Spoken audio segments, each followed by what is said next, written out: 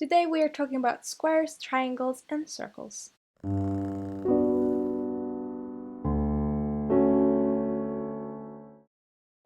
Hello everyone and welcome back to another video. Today we are going to talk about shape language and color and why it's very important to think about when you are doing a character lineup.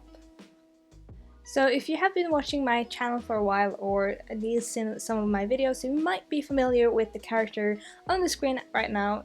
She is called NatHH and I've drawn her quite a few times, though she was a lot younger in those images. I will be drawing a lineup of the 3 characters I have currently designed for this project called NatHH and the NatHH. The one further to the right is the one that will be the arch nemesis for the first chapter in my head, and she will then later become friends with NatHH, and that's why she's in the lineup. And the other character you might have seen in another video that we do random character design, she's called Honey, and she's kind of the energetic of the group. So as you can see, these 3 characters are quite different from each other. They have different personalities, different shapes, and they just look different, and that's why I wanted to use them as an example for this video, because I was thinking about shapes when I were designing them, and NatHH I also redesigned to fit a better shape. So when you are starting a new character and starting designing them, it's very important to put yourself in their shoes, literally. You want to be able to know everything about them, ins and out, to be able to create a believable character. I think somebody said that you will properly have designed a character when you can no longer predict what the character will do. Of course you will know what the character will do because it's your character and it's your story, but you kind of get the image that this character is completely different from you but still their own character. So the second thing that you do when you are designing a character and you have put yourself in their shoes and you have created this new persona, you will kind of have an idea what stereotype this character fits into. I know people don't want to put like labels and stereotypes on things they create, but it is very important in storytelling.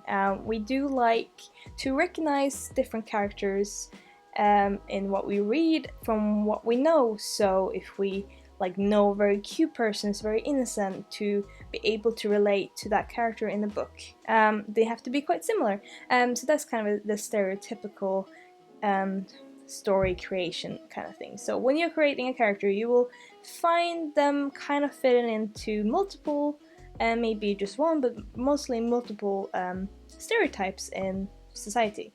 So what that will lead you to then is something where you associate stereotypes with shapes. If you have ever, there's some people who has this, I can't remember the name of what it's called right now, but when you can associate the number 1 with the color. For me, for example, 1 is red. And the same thing you have with like scary stuff. They will quite be sharp. You will have warning triangles, you will have spiky things, you will have just like a little bit of uncomfortableness, because you don't like, as human beings, we do not like sharp things. So they will be quite scary and aggressive. And then you have round shape, which is home, familiar, berries, breads, belly, I don't know, it's just a very comfortable shape.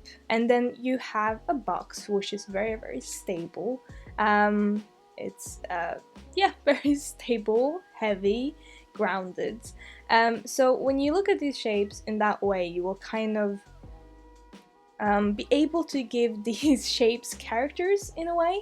So when you are approaching a character design, if you find the stereotype of the character, if the character is maybe very sharp-tongued or very charismatic and very punchy and sharp, you will give him very sharp shapes.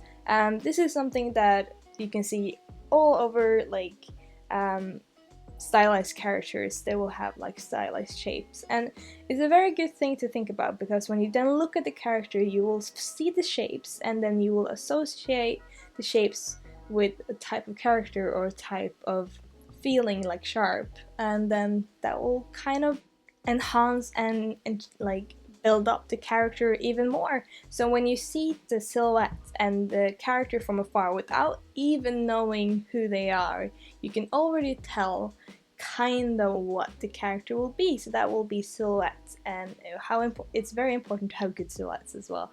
But silhouettes kind of builds into shape language, so if you start with shape language, you will kind of already get some kind of really good silhouette in the character. So something I like to do to make the characters a little bit more interesting and more deep is to kind of mix the shapes a little bit, not just use the basic box, triangle and circle, but maybe if the character, like NatHH for example, who is very shy and very homey, like she don't want to do anything unexpected and she wants to stay home, but she's also very determined and sharp when she wants things to go her way. So I wanted her to have a circle and a triangle, and when I mixed those together I got a teardrop, which fits very well with the story and how she's very fluid and she gets carried away with everything. And how then Cat, who is her giant cat, will be the rock in her ocean basically. So you can kind of read into the shapes if you want as much as that, but you can also just leave it simple. Honey, for example, I wanted to have like bubbly hearts, circles, but like random circles, not just one circle. She's not perfect, she has a lot of imperfection, that's why she's very bubbly, and that's why she has all the bubble shapes. And the last one, who I have not given a name yet, but I have to find a name for her, but the purple sharp one is very clearly triangles and boxes. She's very sharp, very focused, kind of scary, but I also wanted her to be very grounded. So there's some boxes in there, but it's kind of not very obvious. That's kind of what I wanted. I wanted her to be quite scary, but like secretly she's quite stable and calm.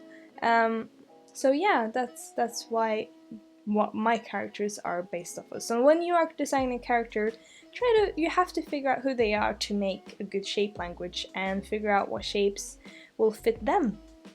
And then try to incorporate those shapes into their design. Like for NatHH, her head is teardrop, her torso is a teardrop, and there's a lot of teardrops. I will show a red line of the teardrops and you'll see that for the other character as well.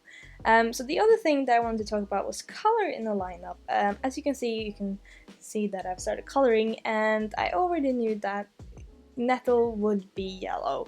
I just associate yellow the same way as when shapes. I associate yellow with calm, home, warm, and soft. So that's what I wanted her to be. And she also has some green, which is kind of vibrant and lively, but it's very little of it just because I want to give that more to her as the story kind of unfolds. The badass character on the right, which I want to talk about later in another video maybe, she's mauve, is that how you say it? I don't know. Red, purple, which is kind of like a deep, mysterious color to me, which I kind of want her to be. Also, purple to me is very fast and sharp, so, and also blood is kind of fast and sharp, so I wanted to give her those colors. Honey is vibrant, orange, fun. Purple is her main color, just because I love how purple is this really, really happy, excited color.